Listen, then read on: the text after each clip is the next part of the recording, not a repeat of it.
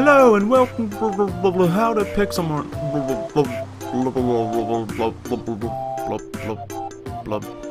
We're drowning, but now we're okay. So yeah, welcome to how to Pixelmon. We have this lovely Blastoise here and his friend Feraligatr that we're going to be going over today. Going over some of the water starters. I just love how massive the Feraligatrs can be. And of course the Blastoise is a little smaller with that green shell. No, don't drown us again. I'll be good. I'll be good.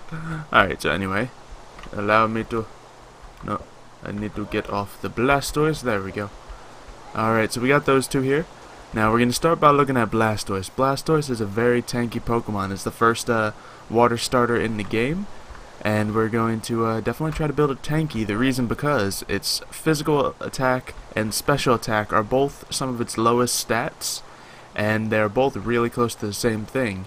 We'll go over why we're gonna, well, we'll go over more about that in a second, but mainly you're gonna want to train its special defense. That's its best stat.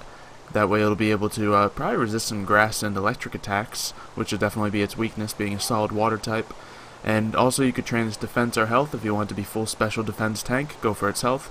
If you want it to be all around, give it some defense too, or maybe even a stat over here. But I would think for a nature you would want to go for something that will decrease one of these, because surprisingly Blastoise is one of the fastest water starters, but to be honest they're all pretty slow. So you don't necessarily want to train them in speed, but you don't want to take it away. You could have a little bit of speed over some Pokemon with them. Now, looking at the movesets, as we said, his special attack and his physical attack aren't that much different. So there's two ways to do it. You could either, well actually three ways to do it. The first way, of course, I have this here, and you could train it with all special attacks, Hydro Pump, Ice Beam, Focus Blast, and I still have Skull Bash on this one. I'll talk about that in a second. Or you could teach it, I believe, well, a bunch of different special attack moves, and they can be very good that way. Get some nice strong moves on them, but you can also teach it plenty of good physical attack moves, as I have on this one. It has Aqua Tail and Skull Bash, of course it learns itself, then some TM such as Earthquake and Rock Slide. You can also teach it Brick Break and Giga Impact and all those other good ones, and that'll definitely be good itself. But what I would personally do with Blastoise is instead of training any of those attack stats, I would just train it to be completely tanky, and then pretty much teach it whatever moves I want. I'd probably go with Hydro Pump for my ice move, probably keep Skull Bash on it, and then I might go for like Earthquake and Ice Beam, and that way you could definitely have a really nice moveset on him, and people won't always expect you to have certain moves on him. Like if a Blastoise comes at me, I probably wouldn't be expecting an Earthquake, but he can definitely be used as a physical attacker. Mainly you're going to want to have him for his tankiness though. Alright, next let's look at Feraligatr here. Oh, big old giant monster. He is definitely a physical attacker, and he also has some defense on him. So you're going to probably want to train him for attack and defense. He has the same speed as Blastoise, so you don't really want to reduce that. Instead, you probably want to find a nature that'll reduce his special attack or special defense, because you're probably not really going to be using those. You're going to want to send him out if you're facing a physical attacker, or of course you just want to be, type advantage with the water type. So let's look at some moves I've put on him. Obviously Aqua Tail, he's going to learn by himself.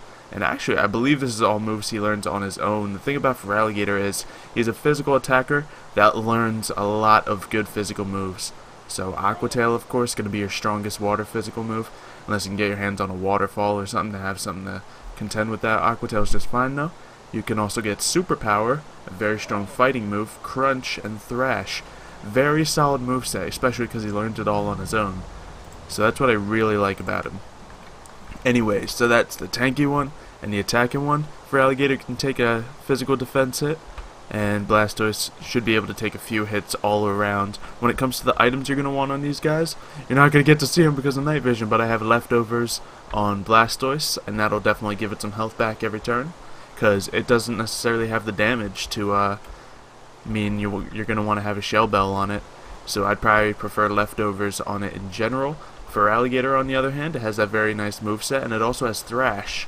I would definitely put a Metronome on it because of that Thrash, because if you keep using Thrash, you're going to be locked into using one move anyway, so why not be locked into that while having a Metronome?